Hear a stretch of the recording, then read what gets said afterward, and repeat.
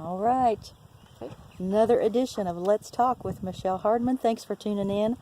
Awesome show today. I am on location today at Hope for Hearts Farm. Got to meet an awesome gal, Lisa Bowman, and awesome place. You've got to come and check this out. I've been talking to her for probably an hour. I don't even know. Maybe. It's gone fast. But I'm going to let her repeat everything for you because you've got to come and check this out. Tell us a little bit about what is Hope for Hearts Farm. Okay. We are an equine assisted learning program. So we utilize groundwork activities with horses to help individuals that are going through a difficulty in their life, or maybe they've experienced trauma in their life, or just needing to work on their self-esteem. Horses are great to help you build your confidence. And so we use horses to help people through those difficulties as well as to build their self-confidence. So give me some examples, like what kinds of things maybe people going through divorce, death, Could be abuse. Yes. All of those. We've seen people with all of those things. Trying to think of what else. A lot of times depression, anxiety, all affect individuals, and so horses are great to help you with that. With a lot of kids, we see like emotional or behavioral issues, and so the horses are good to help them learn how to control those emotions and behaviors. Talk about, because it was fascinating when you were telling me how that horses can pick up on our emotions Yes. when we think we're hiding them. Talk about that. 'Cause Okay. That was All cool. right. Well, horses have just as many personalities as we do as humans, and moods as we do as humans. And they're great because they're highly intuitive, and so they will pick up on what you're feeling inside and mirror that back to you. And it's immediately that they mirror that back to you. Give me an example. An example, if someone is feeling anxious, then what the horse will do is they will also get anxious. They'll get nervous, and so they'll either move away from you. They won't go with you. They won't walk beside you because they feel like that anxiety, that stress is kind of a threat. And you'll see them, like especially like Rosie here, she'll start to kind of dance around. She'll get anxious. She'll feel that energy, and so she mirrors that back to you. That is awesome. Who knew? Yeah. And talk about, I know you said like even one of your horses has asthma. That's Rosie here. And I didn't She's know. 35 years old. Yep. And just like that, I didn't know horses could live that Yep. old. Yep. Yeah, she's one of our ponies. She's 35. She has asthma, and she's mostly completely blind. So she's great to help people, especially kids who don't have really good communication skills, because you have to talk when you're with her, because she can't see where she's going or what you're asking her to do. So she's great to help them to learn to communicate. What about like kids maybe that are blind or deaf? Do you work with those kids too? You know, we have not worked with anyone who is blind or deaf yet. That would be interesting to see. Possibly. I'm not going to say we couldn't. We'd have to definitely, because safety is our primary concern, think about how we could safely do that, to where they could, move with the horse and be safe for both of them that way. Yeah. Okay. And you have what, 10 acres We here? have 10 acres, yes. Out in beautiful, is this Morgantown or Nashville still? It's Morgan. We have a Morgantown address, but we're in Brown County. Okay. So easy to find, right off of, what is it, State Road 45. Easy to find. And I'm going to actually hold up a business card for y'all to get some information off of. So go there, check out their website, get a hold of Lisa through Gmail, follow them on Facebook, Yes. all kinds of ways that you can get in touch with her. And then talk about some of the programs, because you do all kinds of cool programs out here too. Oh, thanks. Our main program is our Hope for Healing program, and that's our one-on-one program for individuals that are going through those difficulties. They come, it's an hour-long session, spend time with the horse doing different activities. And then our Hope for Hearts program is our program for groups. We've had youth groups, scouting troops, groups of women, mothers and daughters. And then we also have some group programs here that we do once a month. We do our Confident Cowgirls for girls ages 8 to 12. Where they do a non-riding horse activity, and then we do a devotional on being confident in who they are. Love it. And a snack and a craft. And then twice a year we do Free to Be Me for girls ages 11 to 14, and it's a whole day retreat, and we talk and cover all those hard to discuss subjects. I said the heavy topics. The heavy topics. Such I was trying to remember how you put it. Yeah. We talk about body changes, being confident in who they are, abstinence from sex, drugs, and alcohol, Appropriate use of your phone with texting and social media, that's a big issue right now with young girls, and so how to do that, how to handle peer pressure, and then what to do if they make a mistake, because they're going to make a mistake. But life's not over. Life's not over just because you make a mistake, and those mistakes definitely don't define who you are. Right. And then once a quarter, we also have a mom's night. So it's for moms to come. We do an activity with the horse. We do a devotional and have dessert and coffee together. So it's one of my favorite things that we do. Awesome.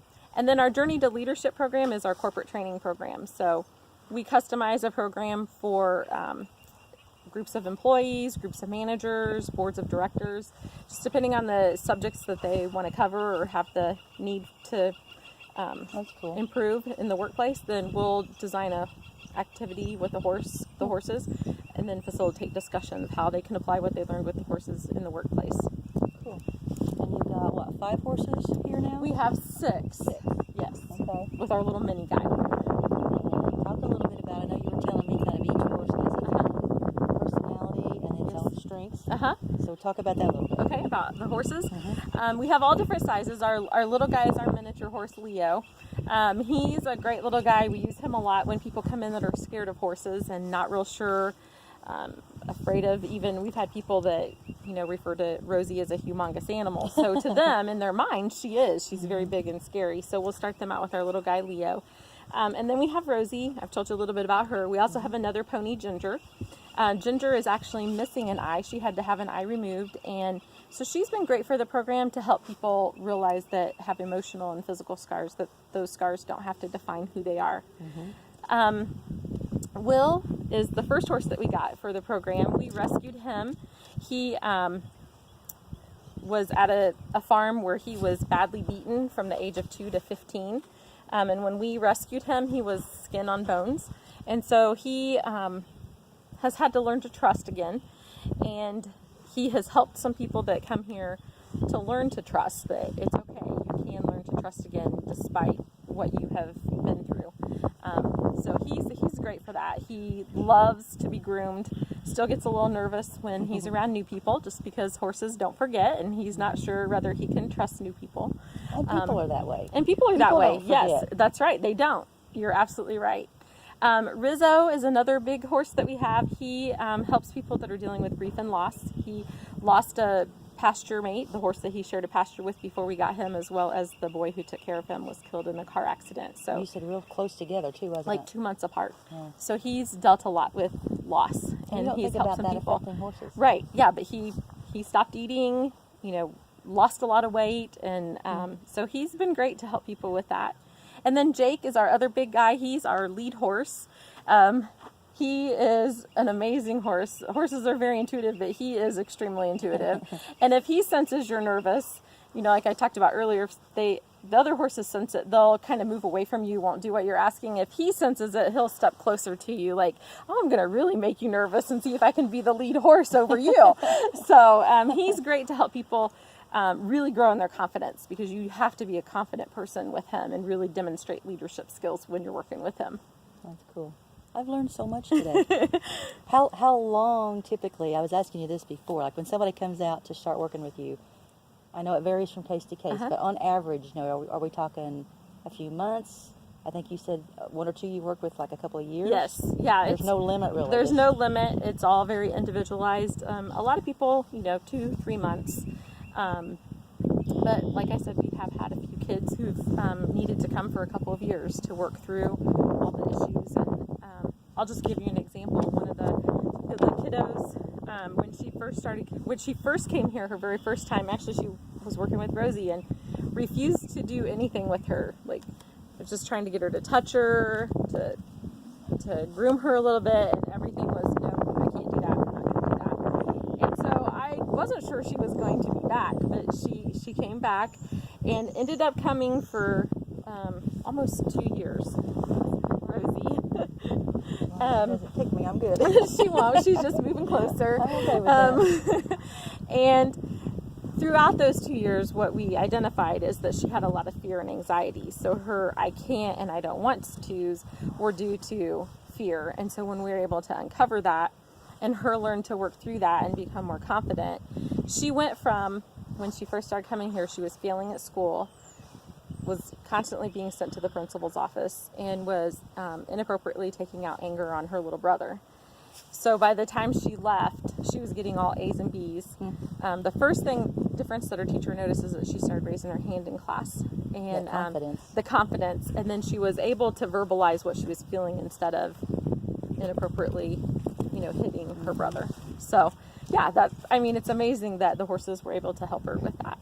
So tell the story again. You were telling me earlier, but tell the story again about the gal that came out and she was trying to work in the ring, and the horse. She kept saying she was fine, everything's good. Yes, The horse could sense it. Tell that, because that's pretty cool. When we were talking about how horses pick up on what you're feeling, she came, and I'll just kind of try and shorten it a little bit. She was working with one of our horses, and I could tell from the horse that he was picking up on something. He was nervous, like he was getting very nervous, and the more she was going around, the more nervous he was getting. And I kept asking if she was okay, and she was like, "Yeah, I'm fine. This is great. Are you scared at all? Nervous at all?" No.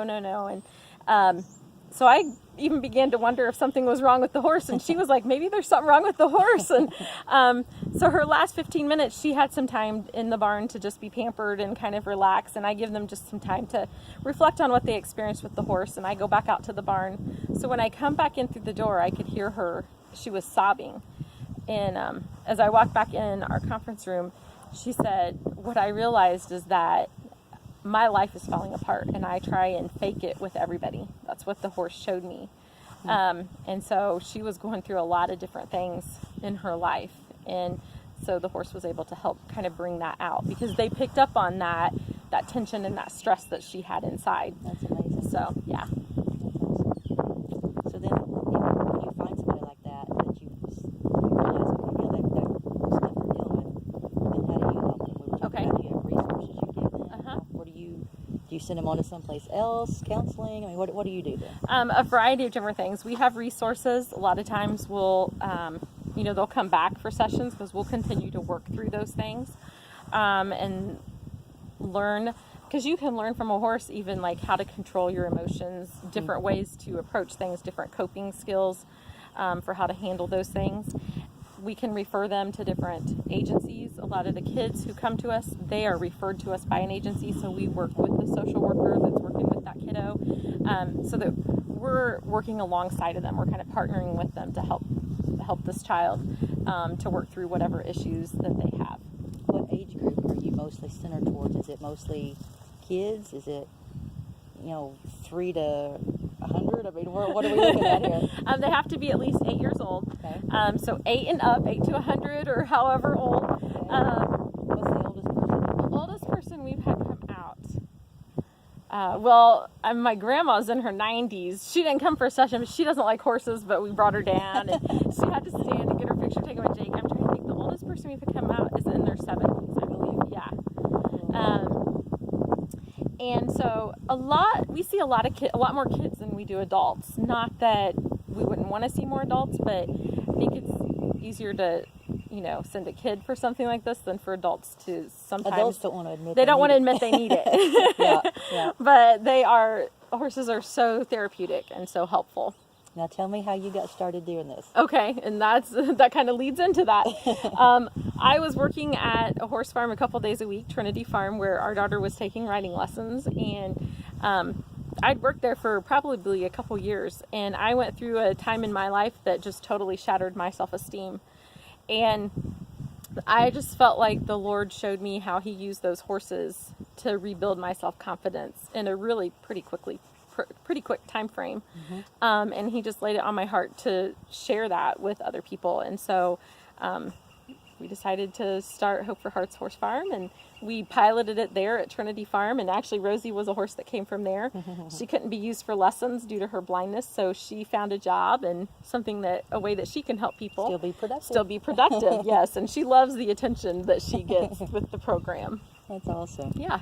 And you are a nonprofit. We're a not-for-profit, yes. So you rely on grants and donations. Yes, heavily rely on those. If you would like to help support this organization, they would love to do that. What about volunteers?